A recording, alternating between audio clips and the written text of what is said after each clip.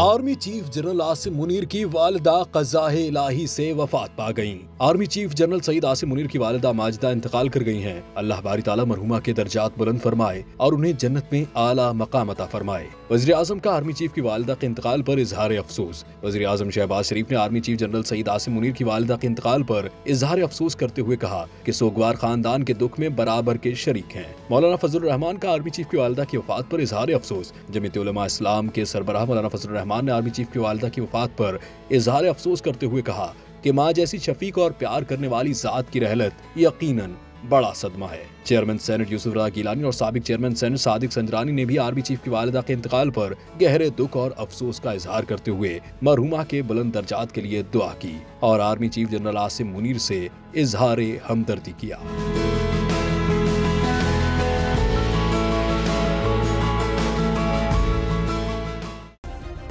Subscribe करें और bell दबाएं ताकि कोई खबर रह न जाए।